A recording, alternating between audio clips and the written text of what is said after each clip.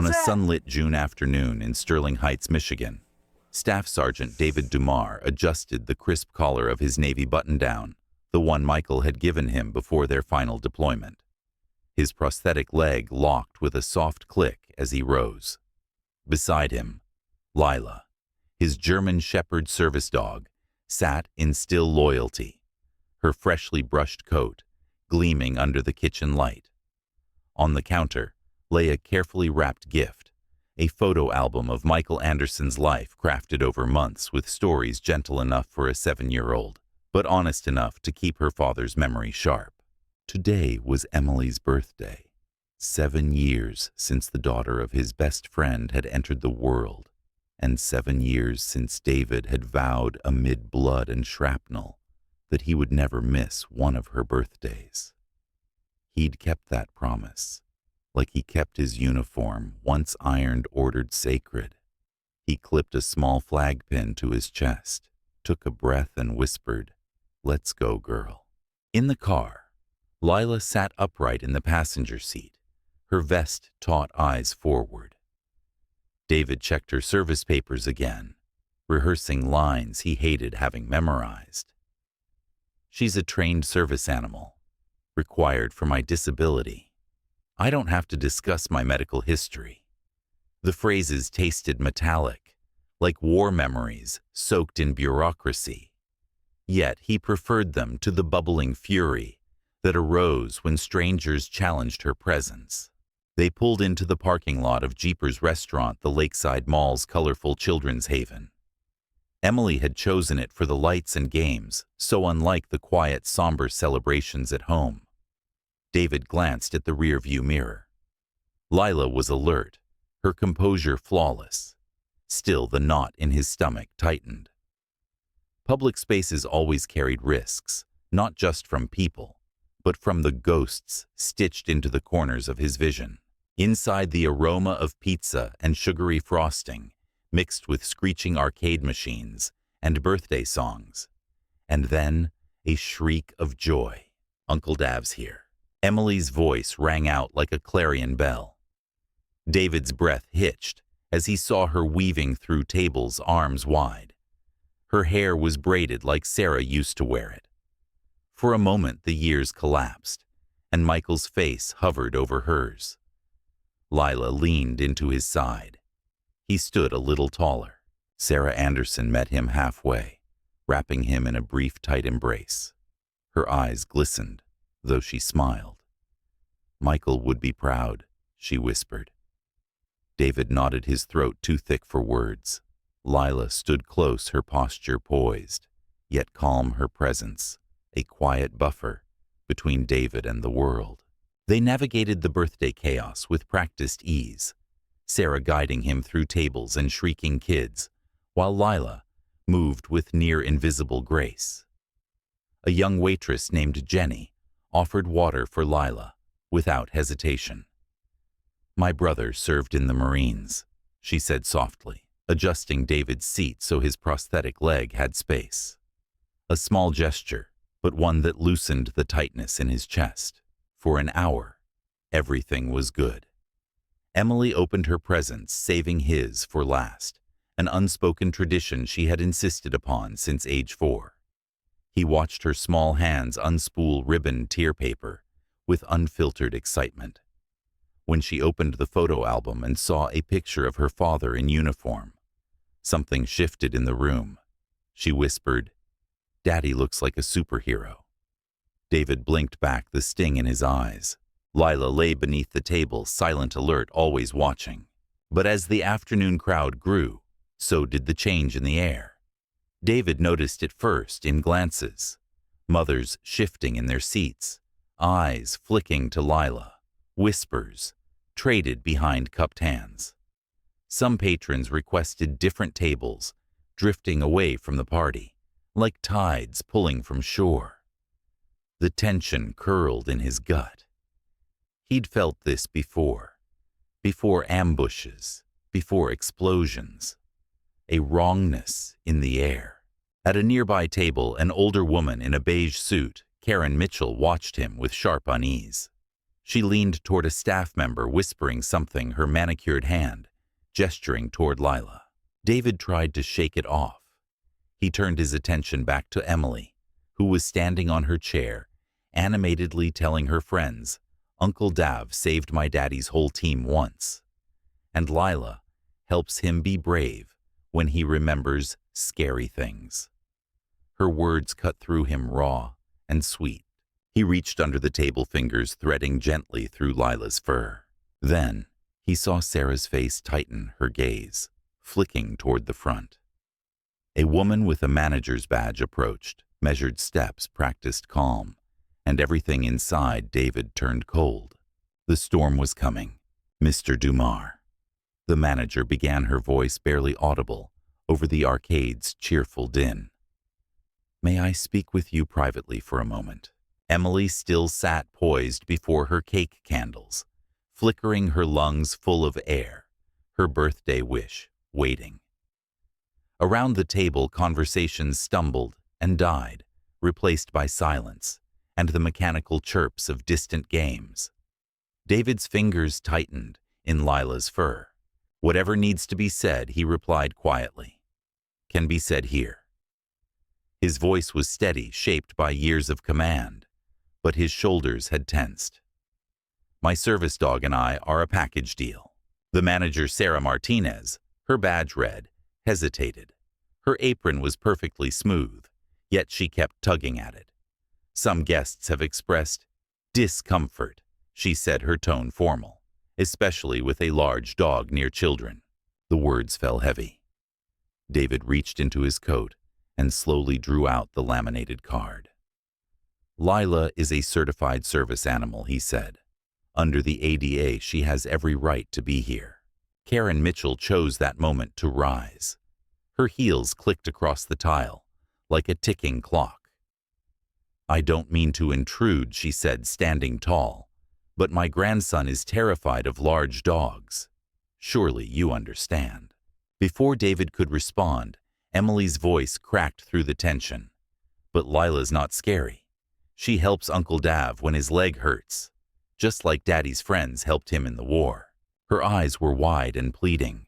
Karen flinched as if slapped. The restaurant had fallen into absolute stillness, and for a long breath, no one moved. Martinez swallowed hard. "Sir, would you be willing to explain why? You need the dog." The question hovered, fragile, volatile. David straightened, his jaw set. "My medical history is private," he said. "I don't owe anyone an explanation to justify my dignity." Sarah Anderson stood abruptly. "This is ridiculous," she said, voice sharp. "David lost his leg serving this country. He's our guest and he's family." At that moment, something shifted. Some diners looked away in shame. Others nodded in agreement. But the candles were melting untouched wax, spilling down like silent tears. Lila pressed against David's leg, sensing his turmoil. Her presence wasn't just obedience. It was devotion. It was the invisible shield that had kept him stitched together all these years. And now, under fluorescent lights and birthday banners, that shield was being challenged. The restaurant held its breath. David remained seated, spine straight as a soldier's, while Sarah Martinez shifted, uncomfortably caught between duty and doubt. Karen Mitchell lingered nearby, arms folded, her gaze flickering between David, Lila, and Emily, whose small frame still hovered over the birthday cake. "I'm sorry," Martinez said again, her voice quieter this time. "It's just some of the parents have raised concerns. Safety, comfort." The word comfort echoed like a slap. David's hand rested on Lila's shoulder, grounding himself in the dog's steady warmth. "Their comfort," he replied, "doesn't override my rights." His voice wasn't angry. It was tired, the weight of years embedded in each word. Karen's lip curled in a practiced smile. This doesn't have to be a confrontation. Perhaps he could step outside for a few minutes until the party wraps up. Before David could answer, a child's voice cracked the tension once more. "Uncle Dav promised Daddy he'd always come to my birthdays. Emily's voice trembled but rang clear. Her eyes brimmed with tears as she turned to Karen. "And you're making him leave." Karen froze. Her expression faltered as recognition flickered behind her eyes, something unspoken, tugging from deep inside. All around them the party had stopped. Even the arcade seemed quieter. Jenny, the waitress, stood frozen near the drink station, her order pad forgotten, in her hand. Diners stared, some whispering, others simply watching. A man in a baseball cap, older, lean, his bearing unmistakably military, stood up slowly. That man, he said, voice steady, lost his leg, defending the rights being questioned in this room. He walked over to David and stood beside him, without another word. A second veteran rose, then a third. Silent sentinels forming a line. Martinez looked stricken. Perhaps we could move your party to the private room," she offered the compromise, weak even as it left her lips. David glanced at Emily, whose shoulders shook as Sarah Anderson wrapped an arm around her. "No," he said softly. "The point is that I shouldn't have to move. I shouldn't have to explain. Not again." His words were not angry, but they were final. The candles had burned down to soft, drooping stubs.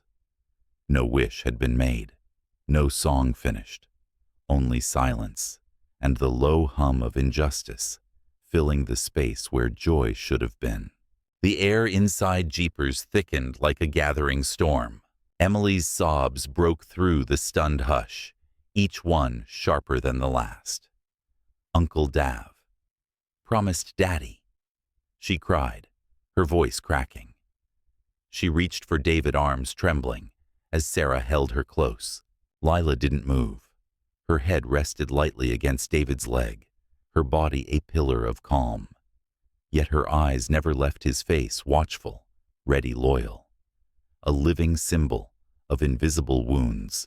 Across the room, parents were dividing. Some gathered their children protectively, casting furtive glances.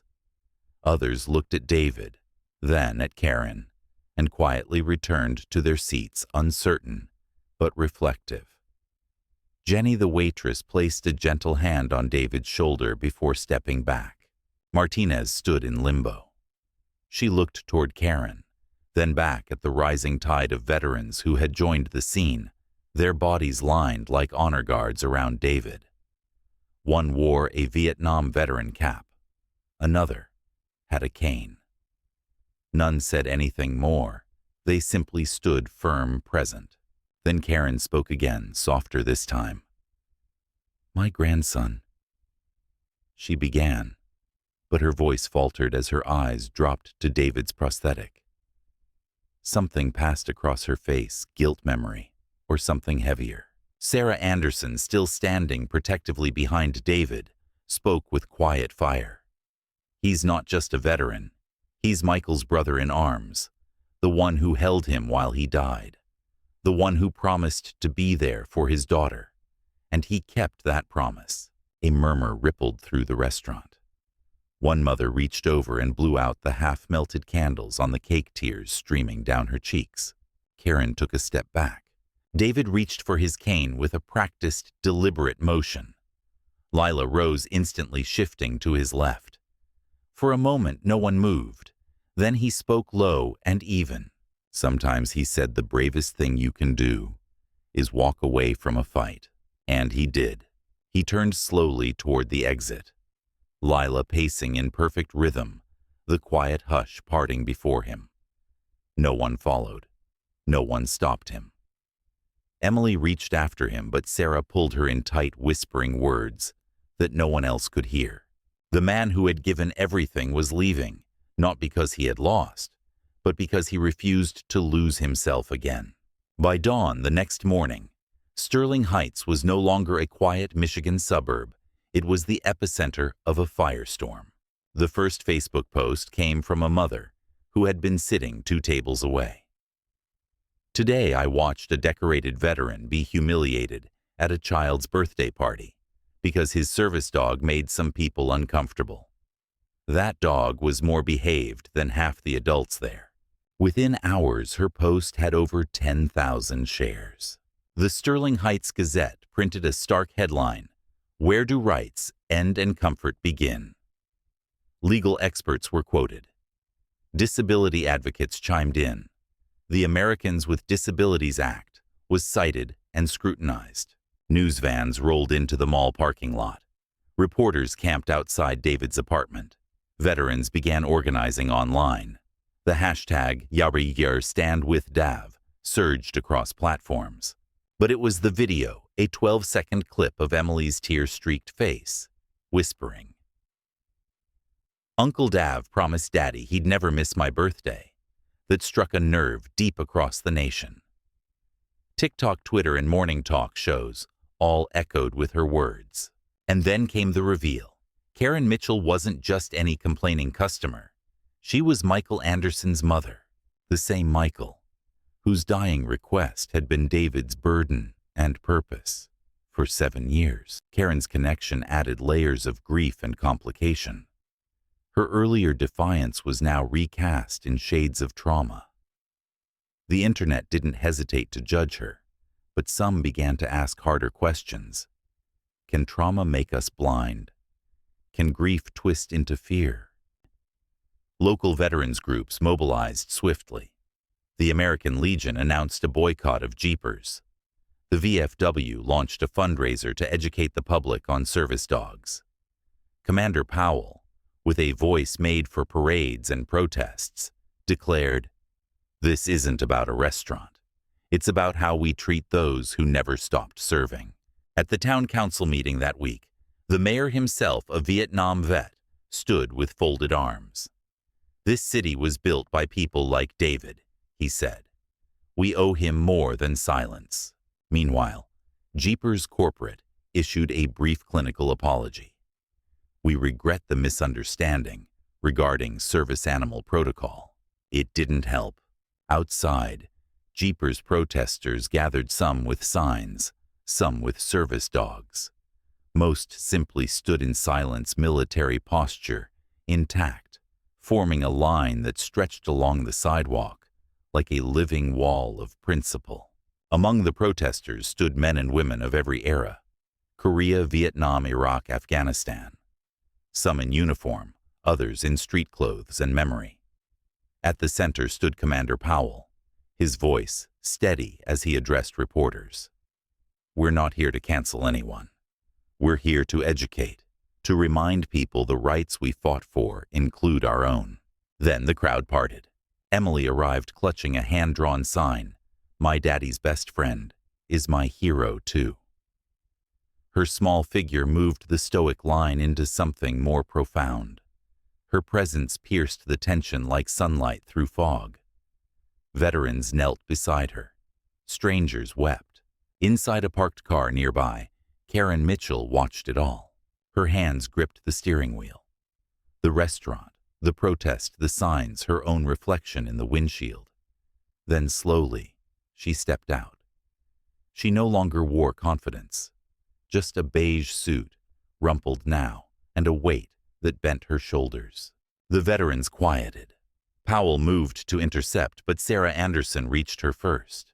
"Mrs. Mitchell," she said gently but firmly, "I think you have something to say to my daughter's uncle." Karen turned toward David, who had been standing quietly at the protest's edge. Her voice trembled. "I'm Michael's mother," she said. A silence fell like snowfall. David didn't flinch, but something in his posture shifted. Emily looked up confused, then wide-eyed. Karen swallowed. "Michael wrote about you, about your bravery, about how you saved others. But when I saw your dog, all I could think about was Zeus, the military dog that died trying to save my son." She looked down at Lila. Her eyes welled. "I've been volunteering at the VA, but I couldn't face German shepherds. I wasn't ready to see him again. That day at the restaurant, I didn't see you. I saw grief." The crowd was frozen. Sarah Martinez, the manager, emerged, then her restaurant badge removed. She held an old photograph, a younger version of herself in scrubs, kneeling beside a wounded military dog. "I was a trauma nurse in Germany," she said, facing David. "I was there the night they brought your unit in. I helped stabilize you. I should have remembered. I should have recognized you." Her voice cracked. In that moment, three people once broken by war policy and pain stood facing each other under a mall awning. A child, a dog, and a promise had brought them back together.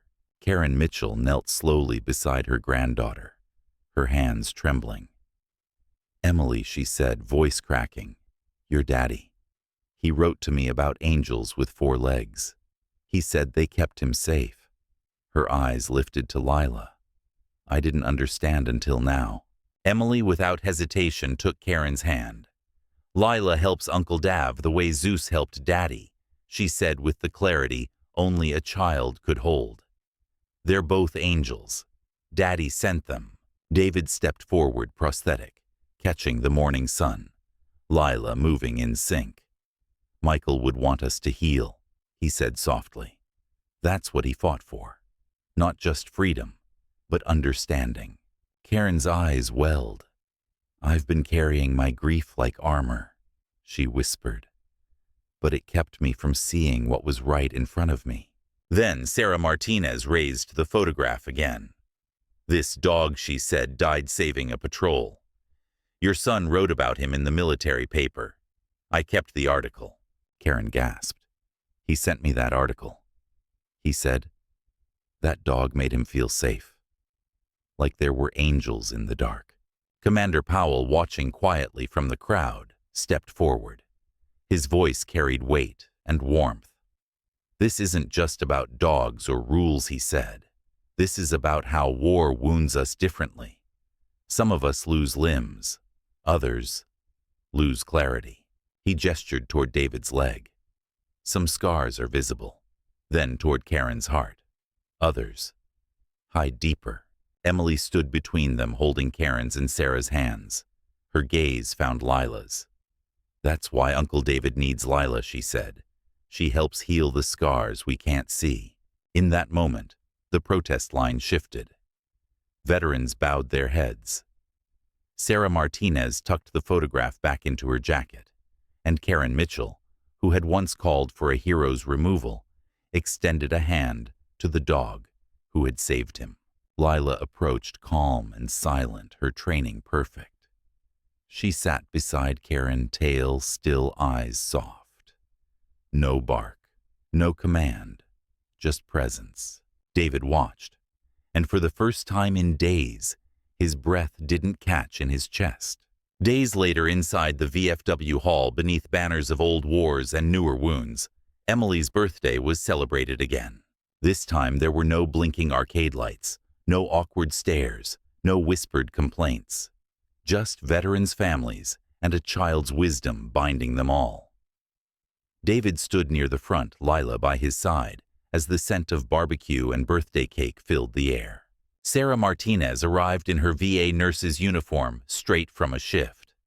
Karen Mitchell walked beside her. They weren't symbols anymore. They were people scarred, learning, trying. They were becoming a community again. Emily stepped to the center of the room, wearing a star-spangled dress. She held her mother's hand and looked up at the crowd with clear eyes. "I want to tell everyone about my 2 heroes," she said. "My daddy who watches me from heaven, and Uncle David who keeps Daddy's promise." Her voice didn't shake. Then she reached for Karen's and David's hands, pulling them together toward where Lila lay.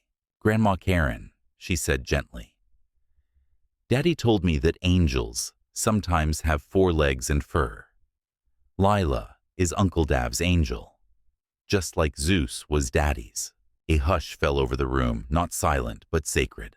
Karen knelt beside Lila, hesitation melting as Emily guided her hand to the dog's back. Lila didn't move, only offered that quiet trust she had learned during nights full of tremors and memory. Karen's eyes brimmed.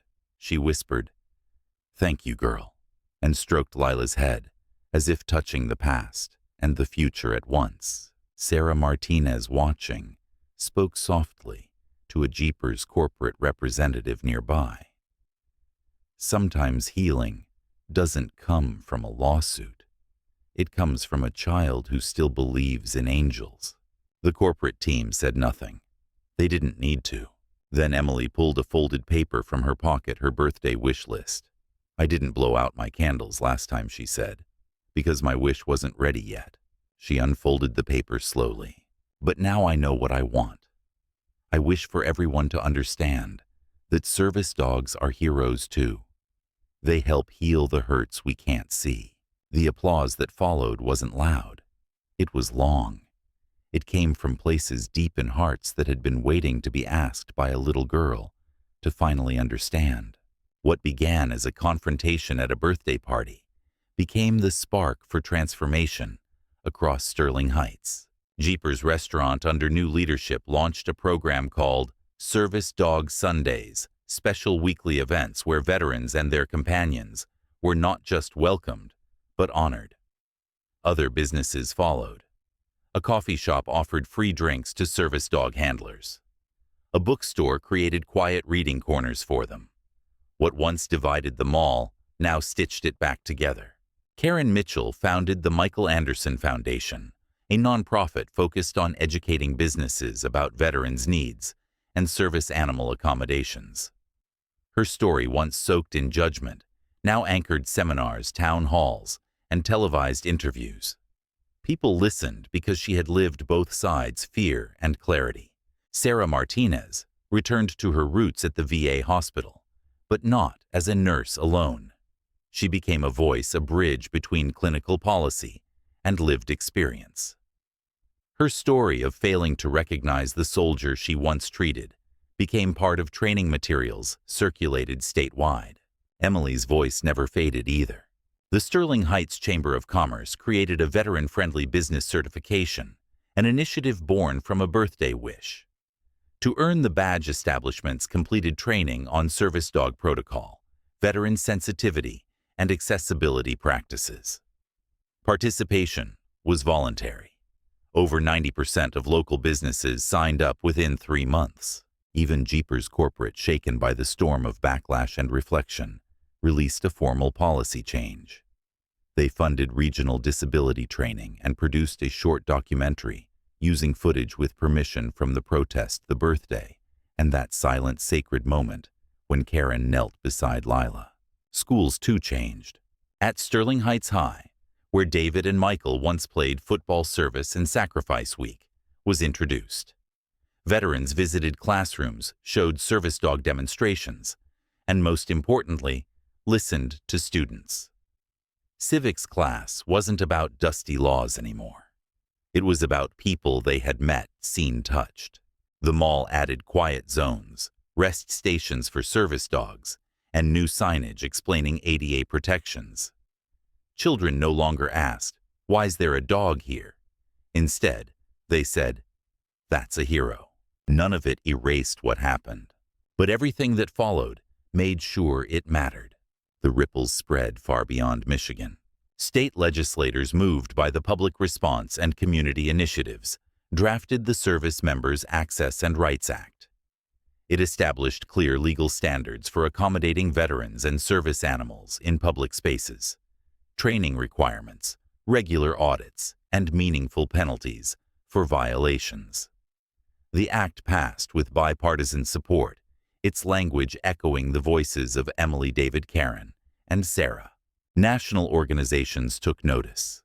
The Michigan Restaurant Association adopted Sterling Heights' certification model as a statewide standard. Training videos featured testimonials from those involved. David's calm voice recounting his struggle, Karen's honesty about grief and fear, Sarah's admission of bureaucratic blindness, and Emily's simple statement, "They help heal the hurts we can't see." Even major chains outside the state began revising their staff protocols. David Dumar, once reluctant to speak, found himself stepping forward. With Lila at his side, he visited schools, spoke at conferences, and stood beside politicians, not as a spectacle, but as a steady lived truth. "I'm not a hero," he said in one televised panel. "I'm just a man who kept a promise." Lila helped me do that. His visits always included Emily. She would stand holding her old birthday sign and explain what she had learned, that bravery isn't always loud, and healing doesn't always come in hospitals. Karen traveled with the Michael Anderson Foundation team, leading workshops across the Midwest.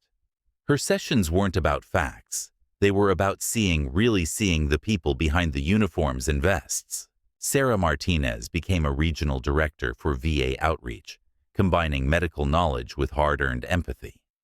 "If I could forget a face I once saved," she often told business owners, "then any of us can forget who we're serving, unless we choose not to." Jeepers, once the eye of the storm stayed open. Barely. But its corner of the mall became something else, a memorial site, where a small plaque now sits near the entrance. Etched in bronze, "To all who serve in silence and struggle in memory and in promise. We see you now." Families stop to read it. Some cry. Children ask questions. And Lila on many Sundays curls up beneath it, tail still, eyes open, waiting, watching, serving. A year passed. At the newly renovated VFW Hall, paint, fresh floors, polished flags, displayed with reverence, Emily turned 8. This time there was no cake melting in silence, no manager approaching with apologies, only warmth, laughter, and a little girl who now understood more about sacrifice than most adults ever would. Karen Mitchell arrived early, carrying a tray of homemade cookies and a box of foundation brochures. Her gait was slower, but her eyes were steady. Therapy, volunteering, and the Michael Anderson Foundation had not erased her grief, but they had reshaped it. She often said, "Helping veterans isn't how I escape the past. It's how I honor it." David stood by the welcome table dressed simply. Lila wore a new vest, navy blue, with a silver star, a patch reading, "Emily's Guardian." Her fur now had streaks of gray, but her posture remained perfect. Emily greeted every guest with a hug and a story. "This is my Uncle David. He's a real soldier. And this is Lila, she saved him. And she saved me too." The crowd included veterans, children, lawmakers, and ordinary families who had been changed by the story. Even Sarah Martinez, now with the VA full-time, smiled as she handed out laminated service dog respect cards designed in partnership with local schools. When it came time for the wish, Emily stood before the cake again. She didn't blow it out immediately. Instead, she turned to David and said, "Uncle Dav, did you know Daddy wrote me a letter?" David blinked. "No, I didn't. He said that if I ever felt scared, I should look for someone brave and stay close to them." She took Lila's leash, kissed the dog's head, and whispered, "I found her." Then she blew out the candles. The room erupted in cheers, not just for a girl growing older, but for a promise kept, for a wound made visible, and finally held with care. David's eyes stung, but he let them. He wasn't hiding anymore, because grief had turned into legacy, and legacy had turned into light. In the months that followed Emily's 8th birthday, David found peace, not in solitude, but in service. With Lila always near, he spoke at town halls, trained business leaders, and quietly mentored younger veterans. No camera crews, no speeches rehearsed, just one man, keeping one promise again and again. The VA began inviting him to sit in on policy roundtables, not because he demanded change, but because he embodied it. At each meeting, he brought a photo of Michael and Emily. He never spoke of sacrifice without speaking of continuity, that what veterans needed most wasn't sympathy, but understanding carried forward. Lila became more than a symbol. She became a teaching tool, an ambassador. At schools, she demonstrated how trust looks in silence. At training centers, she showed what dignity looks like on 4 legs. When her retirement day came, a quiet ceremony attended by family and a few fellow handlers. David whispered, "You carried me when I couldn't walk. Now let me carry your legacy." Karen Mitchell stood beside him that day holding Emily's hand. "You turned my pain into purpose," she said. "You taught me grief doesn't have to make you bitter. It can make you useful." Emily spoke last. She placed a paw print stamp beside a new law passed by the state, the Veterans and Service Animals Dignity Act. Her name was listed as Honorary Advocate. David smiled. "She's 8, he said, "and she's already braver than I was at 20. The story of Jeepers faded from headlines, but never from hearts. The community it fractured had become the community it rebuilt, and in that there was hope. Every now and then, David returned to the bench outside the old restaurant, where a bronze plaque still caught the sun. He'd sit with a younger German shepherd by his side, not a replacement, but a continuation. One afternoon, a child approached, holding her mother's hand. She pointed at the plaque and asked, "What's that mean?" David smiled, leaned forward and answered softly, "It means someone kept a promise, even when it hurt." Then he stood, straightened his back and walked forward, slow, steady, never alone.